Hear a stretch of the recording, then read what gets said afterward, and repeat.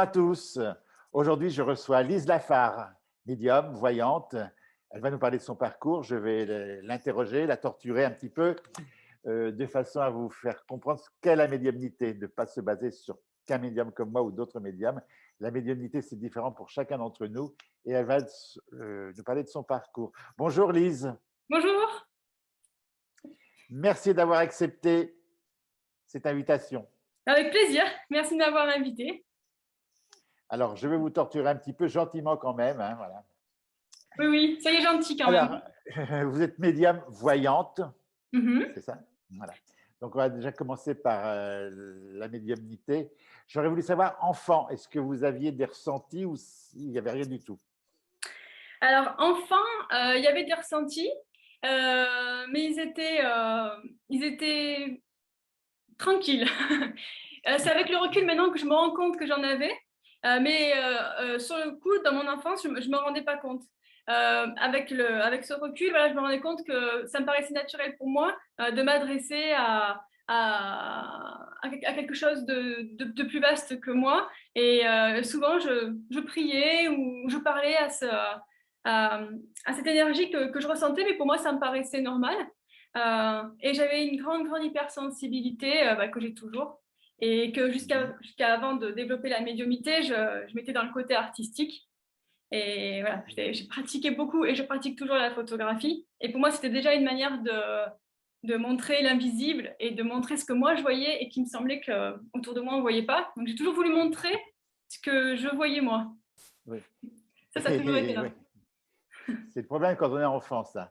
Et après, qu'est-ce qui a fait que ça s'est déclenché médium? Il y a eu un choc, il y a eu quelque chose? Il y a eu un gros choc émotionnel dans ma vie qui a fait que ça a déclenché, la médiumnité. Donc, on est passé de l'hypersensibilité à quelque Un chose de cran plus supérieur. lucide. Voilà. Il y a un palier qui a été franchi avec un grand choc émotionnel qui a ouvert plus de portes, qui a ouvert D'accord. plus gros les portes, quoi. Je peux vous demander à quel âge ça s'est ouvert? Vous aviez quel Oui, âge environ? ça s'est ouvert à peu près à 35 ans sur le tard. Hein. D'accord. Ouais. Mhm. C'est l'âge. Non, non. Des fois, ça s'ouvre juste avant de mourir à 90 ans. Hein. Oui. Ça peut s'ouvrir juste à la dernière minute. Voilà. Et vous avez géré ça avec peur, avec sérénité? Euh, Ni l'un ni l'autre. Hein. Alors, pas de peur, pas de sérénité non plus, mais avec une confiance naturelle et beaucoup d'apprentissage, beaucoup de curiosité et une déstabilisation, mais qui était plus finalement porteuse que négative. Et j'ai pas eu de peur parce que je pense que c'est cette chance que j'ai pas vécu ça enfant. Parce que du coup, je pense que quand on voit comme on entend souvent, de voir des entités dans la chambre au bout du lit, tout ça, on évolue du coup avec tout ça avec une peur. Moi, c'est arrivé adulte, alors j'avais ce recul d'adulte et peut-être moins de peur. Je pense que ça peut aider D'accord. dans ces cas-là. Et par rapport, alors quand vous annoncez ça par rapport, parce qu'à 35 ans, il y a une vie passée déjà, il y a déjà un passé. Comment Oui. vous annoncez ça à la famille? Euh, ben, tout naturellement. Avant d'en parler vraiment, je fais mon petit apprentissage, mes premières recherches, je comprends déjà. Et j'y vais très naturellement. Et du coup, tout ça passe. Ça passe. Ça Et passe. les amis? Les amis, pareil. C'est ce Pareil. côté. Bah, je crois que quand on porte quelque chose comme ça, je sais, enfin, Ça se fait tout seul. voilà, il y a quelque chose de tellement naturel que l'entourage suit en fait. D'accord. Et j'ai porté pas mal de différences tout au long de ma vie et finalement, tout a toujours suivi. C'est toujours suivi. Et les futures rencontres, c'est-à-dire les gens que vous rencontrez aujourd'hui dans la vie, mais des amis qui vont rentrer dans votre vie ou des collègues ou tout ça. Bon, les collègues, si c'est des médiums, ça ne posera pas de problème, mais des gens. Les collègues On médiums, annonce. Qu'est-ce c'est que. bien. Les gens. Mais sinon, on se connaît. Qu'est-ce que vous faites, mademoiselle, dans la vie? Les gens qui vont vous poser ça. Oui, alors qu'est-ce que je fais dans la vie? À la banque, vous allez à la banque ouvrir un compte en banque, le banquier, qu'est-ce que vous faites? Tout à fait, c'est la question typique. Euh, c'était une question que je redoutais jusqu'à présent. Mais au bout Moi d'un aussi, moment, hein. oui, toujours. Toujours, hein. Mais c'est vrai que c'est délicat et au bout d'un moment, j'en ai marre de mettre des gants jusque-là pour dire ce que je fais, mais j'en mets toujours, pas jusque-là, mais jusque-là. J'y vais à tâtons en général. Quand je sens que je peux dire que je suis médium, je le dis, mais sinon, je dis que je suis thérapeute. Dans Euh, quoi? dans les soins énergétiques, Là, déjà, là, ça, les soins énergétiques, ça. c'est le mot énergétique. Alors, à partir de là, on perd un peu les gens, mais ça dépend. Mais la plupart du temps, les gens sont assez curieux. Alors, du coup, on me demande, à partir du moment où on dit énergétique, on me demande toujours de plus parler. Et du coup, j'en rajoute. Et en fait, je suis en résonance avec la personne en face. Si je sens que je peux y aller, j'y vais. Ouais. Sinon, je m'en tiens à soins énergétiques. Je vous pose cette Et- question parce que moi, j'ai commencé il y a 40 ans et en 40 ans, je pensais que ça allait évoluer bien. Et en fin de compte, la voyance et la médiumnité, il y a toujours les clichés, c'est aura des pâquerettes, hein.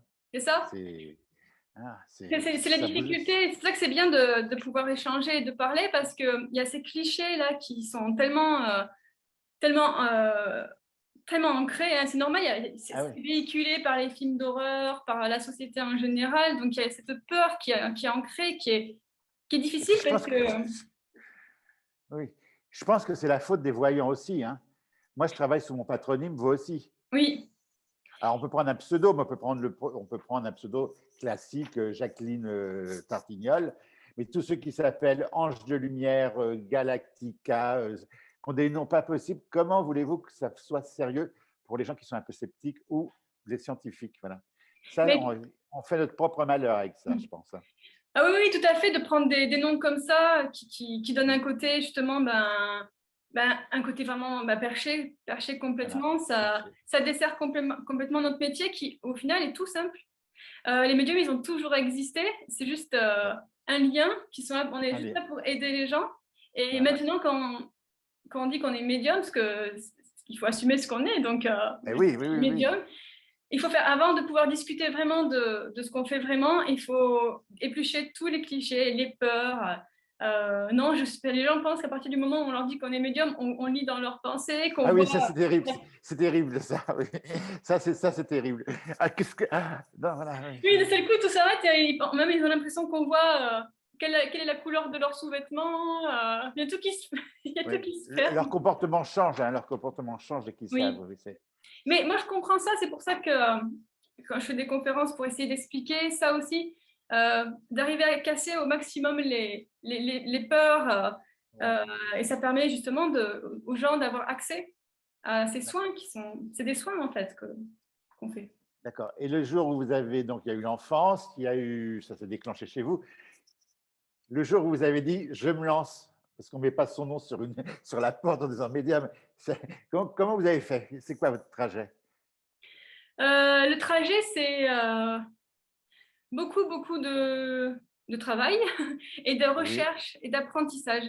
Euh, j'ai Alors jamais les gens qui écoutent vont vous dire beaucoup de travail. C'est quoi beaucoup de travail? beaucoup de travail, c'est apprendre à beaucoup se connaître, à beaucoup connaître ce que c'est la médiumnité.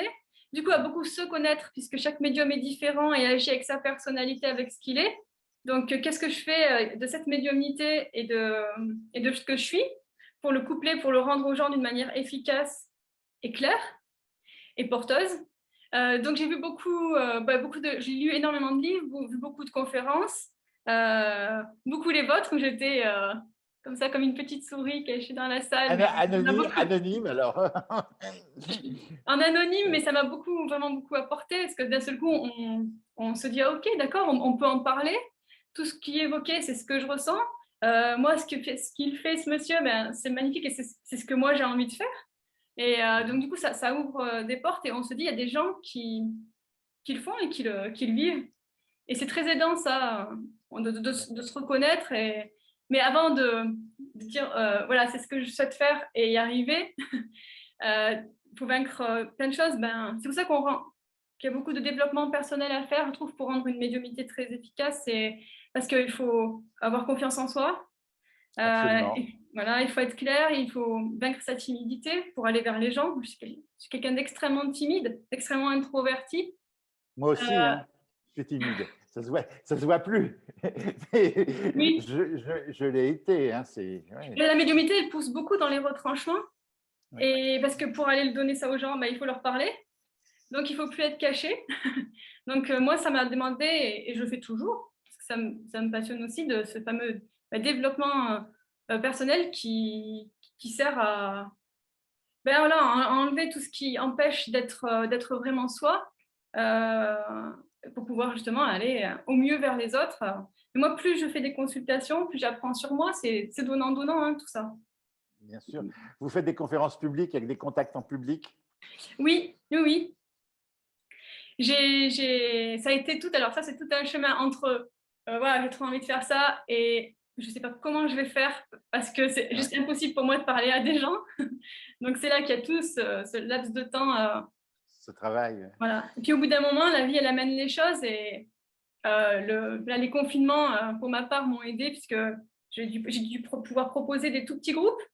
Mhm. Comme ça, c'était intéressant pour moi de dire avec le confinement, on peut pas être beaucoup, donc voilà. Et les petits groupes, j'ai commencé comme ça et ça m'a donné confiance. C'est pas à pas. C'est qu'au bout d'un moment, il y a un temps. C'est pour ma part. Je Oui, prends, oui, je non, mais prends le temps. Mais au bout d'un moment, il faut y aller aussi, quoi. La vie, elle arrive et on vous il propose faut y des aller. choses et faut y aller. Il faut se laisser guider. C'est bien. Votre discours, il est sain, c'est bien. Maintenant, on va parler du guide. Parce que Oui. ça, le guide, les gens, ils nous saoulent avec ça. Est-ce qu'ils ont un nom, un prénom? Est-ce que c'est la grand-mère? Pour vous, alors moi, j'ai déjà fait une vidéo là-dessus, j'ai expliqué, il y en a qui ont aimé, il y en a qui n'ont pas aimé, mais on ne peut pas plaire à tout le monde, heureusement d'ailleurs. Pour vous, le guide, c'est quoi? C'est qui? Alors moi, j'ai du mal à mettre un prénom pour le guide parce que pour moi, c'est pas du tout une énergie humaine. Euh, donc, peu importe qui ait un prénom, que ce soit un homme, une femme, moi, je sens que je suis très guidée dans mon travail et je ne sais pas si ce sont des énergies masculines, féminines. Ça m'importe peu d'y mettre autant de précision. Je sais qu'il y a une énergie plus vaste que moi qui, qui est en collaboration avec moi lorsque je travaille. Et dans la vie aussi, mais je pense qu'on a plusieurs guides et il y a des guides qui nous aident à travailler et des guides qui nous aident à vivre. Ils n'ont pas la même énergie. Tout ça, c'est des vibrations et on ressent les vibrations différentes. Donc pour moi, le guide, c'est une énergie qui a plus le scénario que nous, plus de recul et qui nous aide, mais on est tellement libre, c'est juste de l'aide et on peut décider de l'apprendre ou pas l'apprendre. Et c'est surtout nous qui nous guidons, quoi. Plus nous, on arrive à savoir ce qu'on veut, à décider de ne plus subir sa vie et d'en reprendre le pouvoir, plus on s'aide, plus on est aidé. Ça, aide-toi et le ciel t'aidera, c'est quelque chose qui me parle beaucoup. Oui, Si on se met parfait, en oui, c'est bien. chemin, on sera aidé. Eh bien, c'est bien, je suis d'accord avec vous. Voilà. Où je ne serais pas d'accord, c'est quand vous dites qu'on en a plusieurs, mais après, c'est l'interprétation de chacun. Moi, je pense qu'il n'y a qu'une seule énergie, mais elle se renforce selon les besoins de chaque personne. Je ne sais pas si je D'accord. suis clair quand je m'explique. Hein. Oui, oui, oui, je vois. Quand je fais un truc qui ne va pas, mais l'énergie va être plus forte pour que j'arrive à faire quelque chose. Si je vais trop vite, elle va me ralentir. Mais je ne pense pas qu'il y ait plusieurs tuyaux. Mais bon, c'est. C'est ce que je ressens, moi. Après, mais ça évolue beaucoup, je pense, tout ça, Ça selon change les périodes de ça notre change vie. de vitesse, je trouve. Ça change de vitesse, la puissance où il nous pousse. C'est comme ça que je le ressens, moi. Hein. Moi, Mais je on est pense, d'accord, c'est c'est pas humain. Je suis non, d'accord. moi, je pense pas que ce soit les défunts nous guident, mais ils sont pas des guides. Ils Ouais. peuvent nous guider dans nos vies personnelles, mais c'est pas leur fonction. Leur fonction, c'est d'être, de continuer leur évolution. Comme nous, on doit Ouais, alors, continuer la nôtre. Il y a des guides personnels pour ça. Ils peuvent pas, pour moi, un défunt n'est pas un guide puisqu'il doit déjà continuer Heureusement la propre d'ailleurs. évolution. Eh oui, Vous imaginez le nœud qui ne vous aime pas là? Non, non, non. Heureusement que c'est. Voilà. oui, oui, Ah, mais oui. je suis d'accord avec vous. Heureusement, mais ils doivent se guider eux-mêmes, on leur en demande beaucoup. Hein. Oui, oui, oui. Pas trop leur en demander Alors, non plus, ils font ce qu'ils ont eux à poursuivre. voilà. Et puis c'est à nous de se bouger, de ne pas se laisser porter. Ne pas le mettre à l'extérieur et de toujours garder son pouvoir à soi. Tout part de soi. Alors, la médiumnité, pour vous, elle sert à quoi exactement? À aider, à apaiser, à ouvrir, À soulager. à soulager, à donner un point de vue plus connecté à soi, à se rendre compte qu'on n'est pas que ce petit personnage humain qui vit galère sur galère. Non, on est une âme qui fait une expérience et la médiumnité nous permet de nous rappeler ça. Pour se connecter à cette part plus grande, on est bien plus grand et bien plus beau que ce que l'on pense. Si je vous dis que ça nous sert un peu à enseigner, vous êtes d'accord ou ça fait prétentieux? Un peu les deux. Non, je ne trouve pas ça prétentieux. Non. On reçoit, on transmet. Ça sert à aider pour moi. Oui, ça sert à aider. Pour moi, pour ma part, je suis plus à l'aise avec le mot guider qu'enseigner. Oui, ça se rejoint aussi. Ça se rejoint finalement. Moi, je me sens en apprentissage sans cesse. Alors, du coup, j'ai peut-être du mal à me reconnaître dans quelque chose où j'enseigne. J'essaye de guider du mieux que... Tous les médiums que j'ai rencontrés, on est tous d'accord, mais on n'emploie pas les mêmes termes. Mais on est tous d'accord au final. Oui. C'est ça qui est bien. Chacun ses mots, mais effectivement, ça se rejoint. Maintenant, je vais vous parler je vais apporter un sujet délicat. Qu'est-ce que vous pensez du contact médiumnique à distance? Parce qu'avec Internet, ils nous saoulent les gens. Faut pas ceux qui vont m'écouter, il ne faut pas me demander si je fais à distance, je ne fais pas à distance. Ok, c'est clair. Qu'est-ce que vous pensez? C'est clair. Ouais. Alors, les autres le font, allez voir les autres, mais venez pas me demander de faire un contact à distance.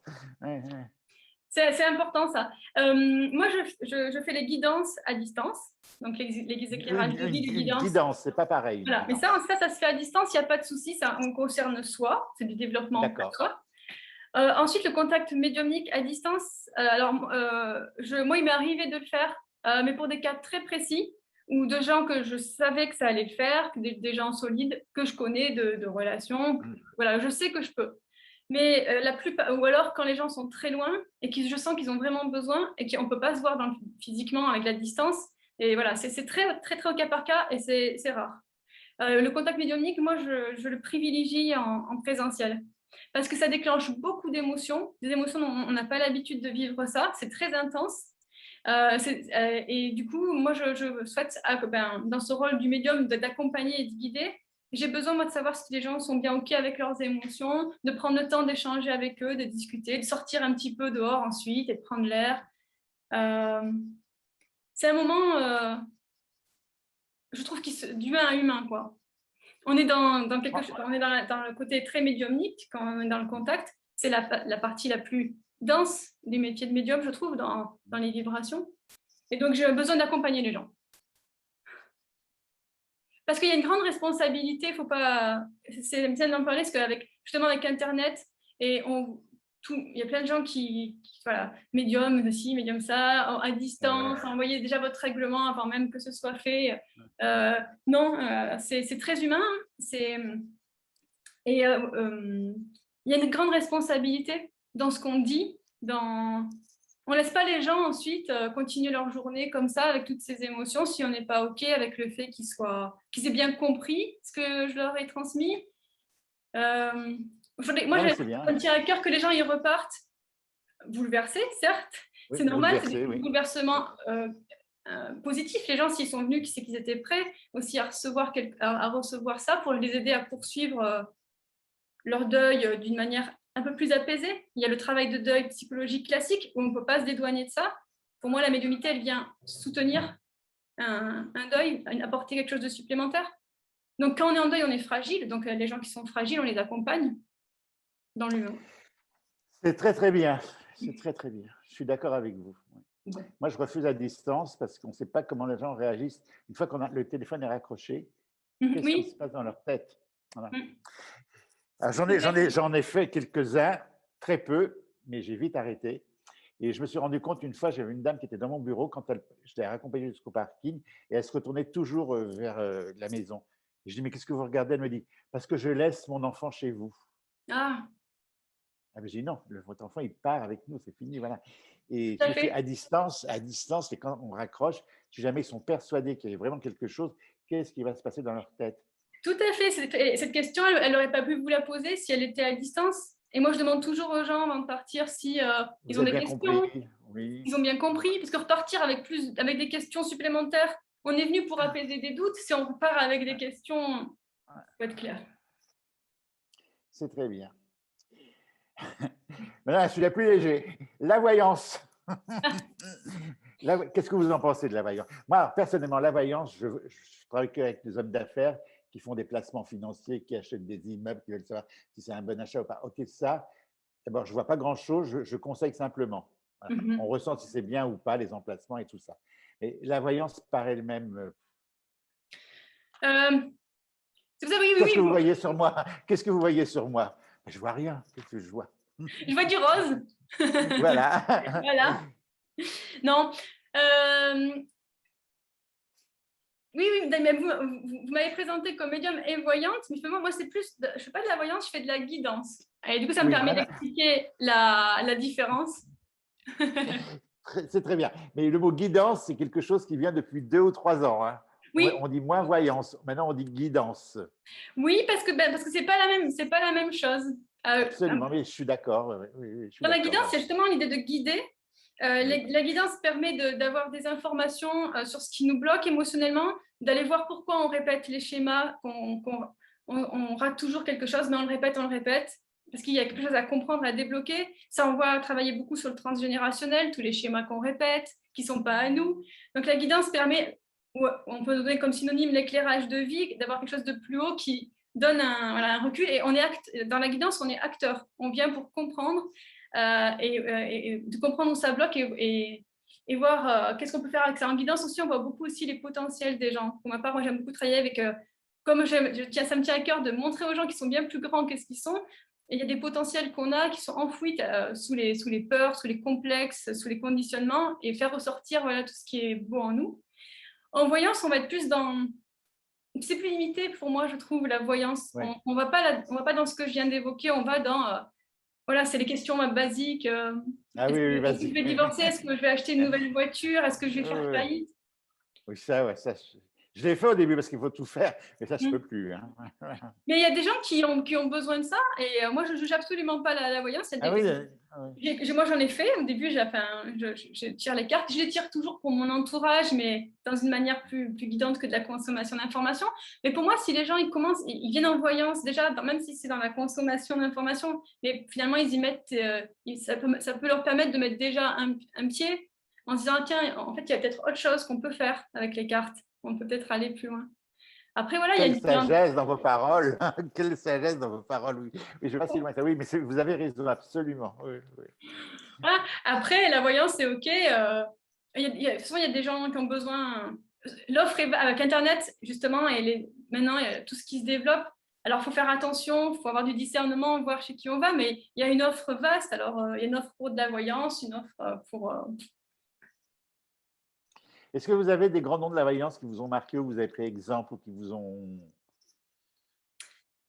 Euh, Comme vous êtes jeune, vous n'avez peut-être pas fait tout un… il y a eu des grands voyants dans le passé.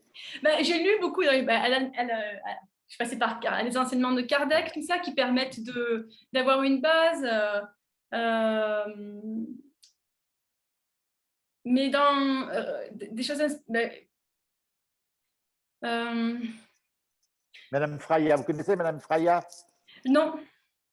Voilà, c'est une grande chiromancienne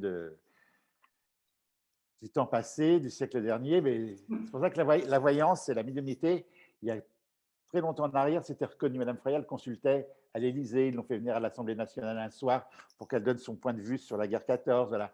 Donc c'était quand D'accord. même reconnu. C'était quand même reconnu. Mm. Et je ne sais pas ce qui s'est passé, patatras, on est retombé dans les trucs de foire Oui, du trône et tout ça. Parce c'est que ça, tout à fait. c'est Il y a eu il y a eu un moment où ça a pu être connu. Maintenant, on doit vraiment encore batailler pour combattre les les préjugés, clichés enfin, du médium les qui fait peur, clichés. quoi. Mm. Non, je m'inspire, je m'inspire un petit peu de tout ce que je croise sur ma route, mais tous les gens qui sortent des livres en ce moment, je trouve qu'ils sont très inspirants parce qu'il faut avoir le courage de le faire. Il y a de plus en plus de gens qui le font, donc quand ils sont intéressants et porteurs, je trouve ça. Parce qu'il faut un certain courage Pour l'écrire, pour le sortir. pour Je l'écrire. trouve que dans tous les livres qui sortent, il y a quelque chose de bien dedans. Il y a de la nourriture pour tout le monde. Voilà, c'est ça. Il faut Alors, piocher dans ce qui nous faut inspire. tout, Mm. faut faire le tri, mais dans chaque livre, il y a quelque chose Mm. qui donne une réponse. Voilà, Ben, moi c'est j'ai pioché parfait un tout petit peu ça. dans toutes les générations voilà, je trouve qu'il faut être très curieux et pas hésiter. Là, j'avais pas de nom comme ça qui viennent parce que je Oui, pioche. d'accord. Ouais, ouais. Bien. Et puis ma dernière question, ce sera, alors Dieu, bon, peu importe comment c'est, quand vous allez arriver là-haut, si vous voyez cette source, cette énergie à laquelle on peut parler, dont on va dire Dieu, ce sera plus simple, qu'est-ce que vous allez lui dire? Ah, On n'est pas forcé de vous dire quelque chose. non, mais quand même, je pense que si. Non, mais je lui dirais que, que, que j'ai beaucoup appris et que là, que je veux faire une pause. Dans un premier temps, je lui demanderai de faire une pause avant de redescendre. Et après cette pause, je pense que ouais, si c'est possible de papoter avec lui un petit peu, peut-être il y aurait des petites choses à revoir. Oui, Moins de parce souffrance que dans l'apprentissage, ce serait bien. vous pensez qu'on peut redescendre.